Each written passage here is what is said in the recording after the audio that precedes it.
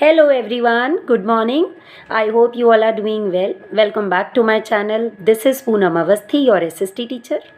Today we are going to study chapter 12 of history, the national movement, second phase. Please refer page number 88 to 93 for this part. We are going to cover this chapter in two parts. This chapter is important as well as very lengthy. So we are going to study in two parts. This is part 1, chapter 12, the national movement, second phase. At the end of the video, you will be getting a home task. Don't forget to do it. And if you face any difficulty, any problem, reach out to me. Please connect with me for that. Okay, so let's begin today's chapter, the national movement, second phase, part 1. Welcome all of you in social studies class.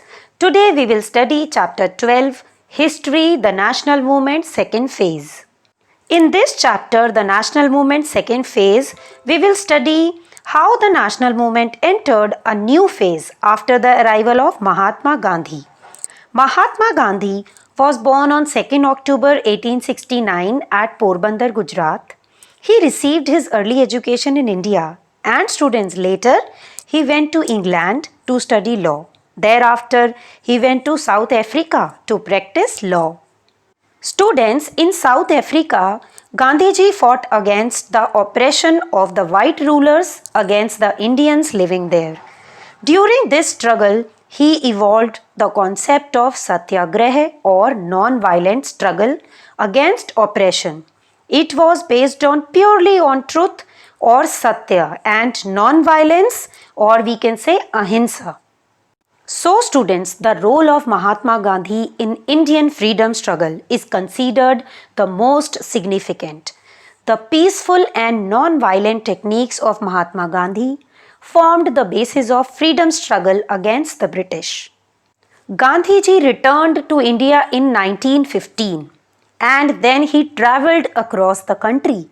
Finally, he reached the conclusion that a truly national struggle had to go beyond the achievement of independence. It also had to reform society.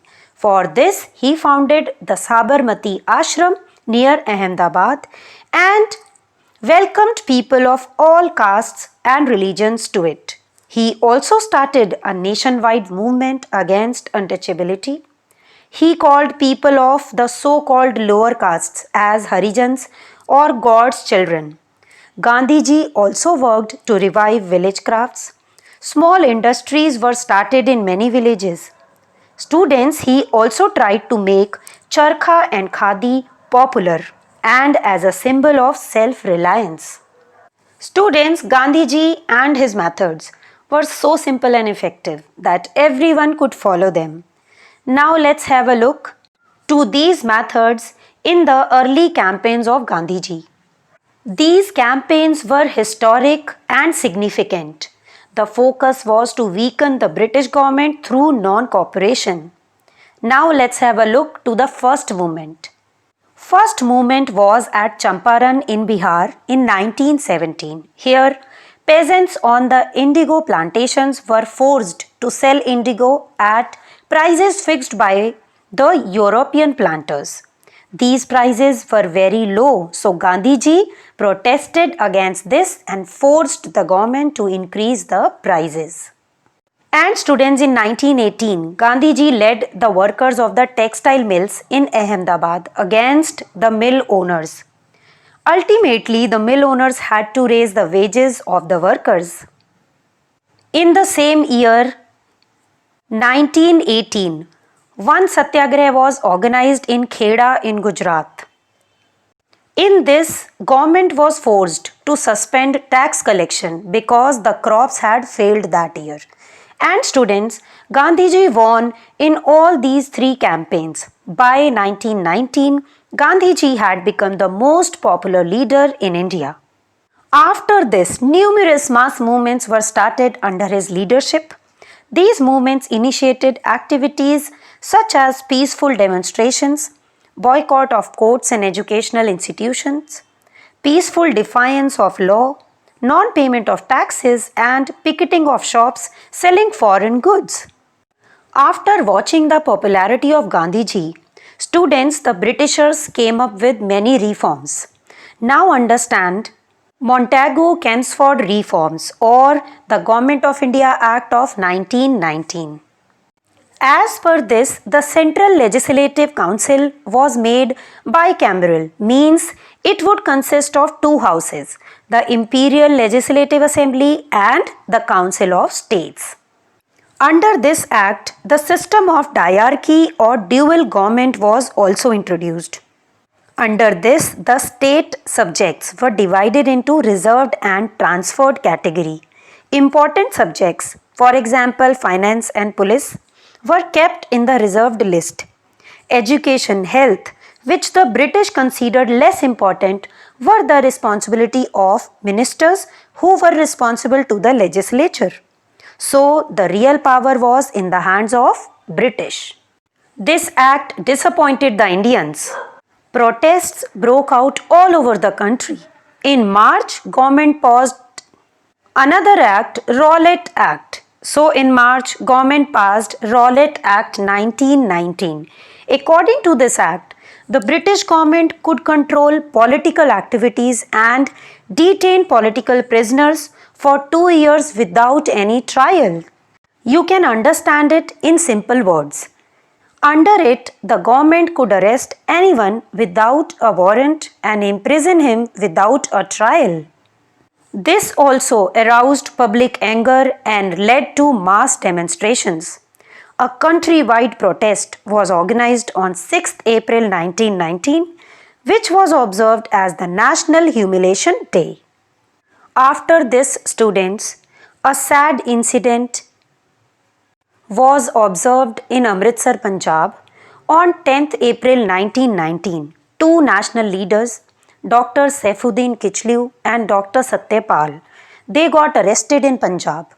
On 13th April 1919, people gathered in a park in Amritsar called the Jallianwala Bagh to protest against these arrests. The peaceful gathering was attended by men, women and children. General Dyer, the military commander of Amritsar, came to the park with soldiers and blocked the only entrance of the park. He then ordered his men to open fire. The firing lasted for nearly 10 minutes. Hundreds of people were killed and thousands were critically wounded.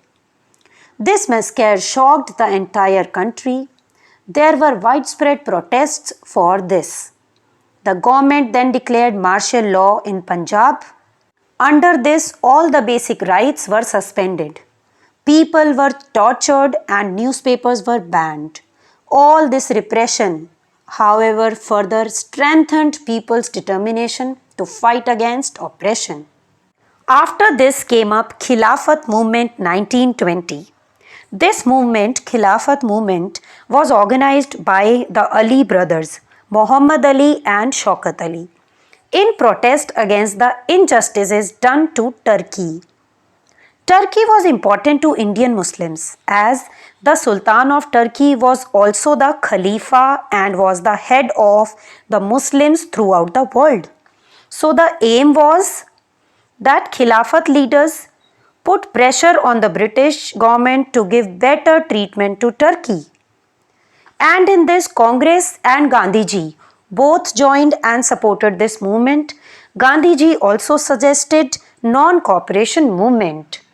So students, Congress decided to start a non-cooperation movement under the leadership of Gandhiji.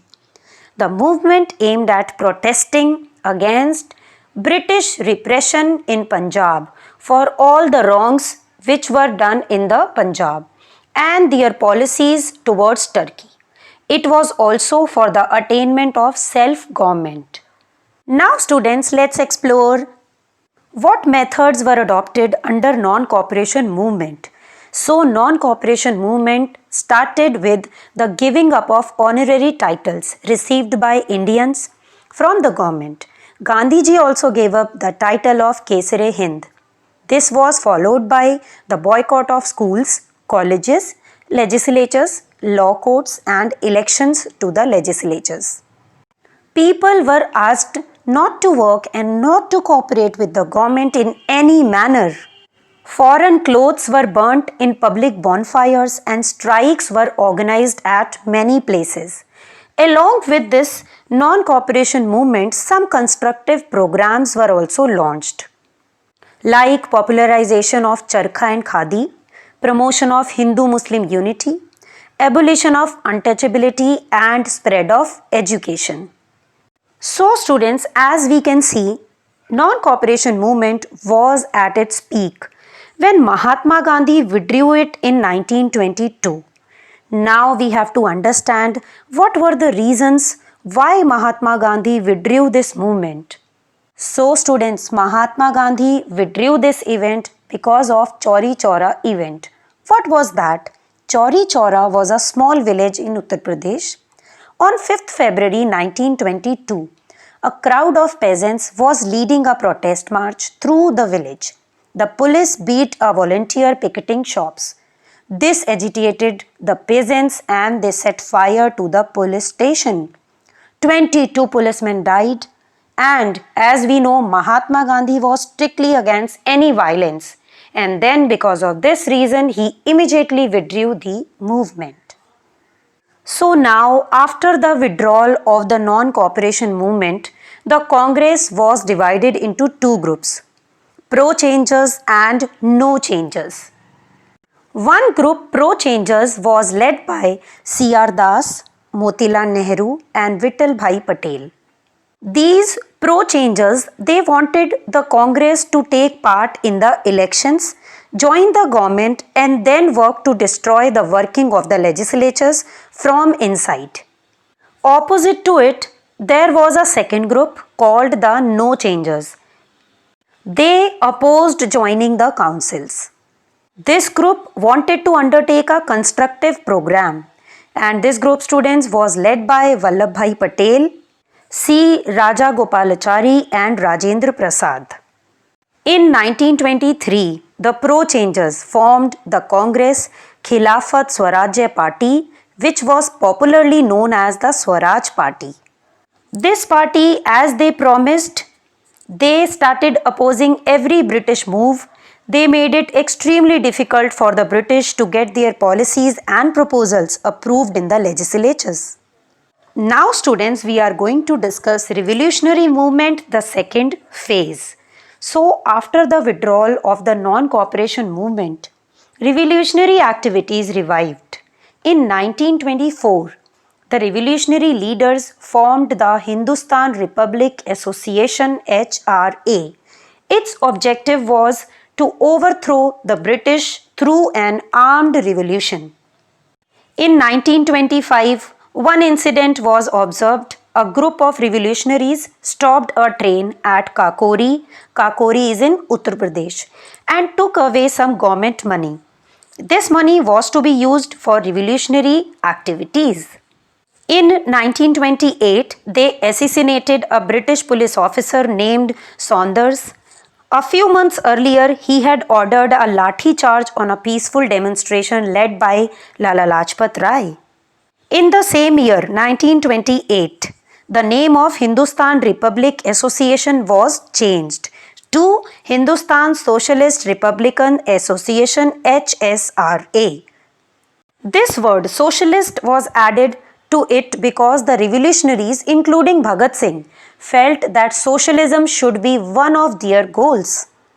Under HSRA, the revolutionaries continued to resist the government. On 8th April 1929, Bhagat Singh and Batukeshwar Dutt threw a bomb in the Central Legislative Assembly to protest against the Public Safety Bill and the arrest of 31 labor leaders. Students, but they were not in the favor to harm anyone. So they made sure that the bomb was harmless and no one was injured. After throwing the bomb and shouting anti-British slogans, both of them surrendered. So with this act, we can very well understand that the agenda was only to resist the government, not to harm anyone. After this, students, the revolutionary movement was very strong in Bengal also. In 1930, three young revolutionaries, Binoy Bose, Badal Gupta and Dinesh Gupta killed the Inspector General of Prisons. Among all revolutionaries of Bengal, the most famous was Surya Sen. He organized the Indian Republican Army. Now, at the end, understand the role of women in freedom struggle. Women also took an active part in the revolutionary movement. They acted as messengers, gave shelter to the revolutionaries, and sometimes even attacked British officers. Students, the revolutionary movement lost momentum after the British came down heavily on revolutionaries. Bhagat Singh, Rajguru, and Sukhdev, all three were hanged on 23rd March 1931. Chandrasekhar Azad also died fighting the British at Allahabad. However, they became heroes of that period. By their spirit of self-sacrifice, they inspired many people to join the national movement. So students, this is it in today's part 1 of chapter 12, the national movement second phase. We will continue this chapter in part 2 with the topic Simon Commission. Now, let's have a look to the home task. Do it carefully in the notebook, and in case of any doubt, connect with me. After this, we are done with today's concepts. See you in part 2 of this chapter. It's time for me to leave. Best wishes. Stay a good learner. Don't forget to like and share the video. Keep watching, keep learning.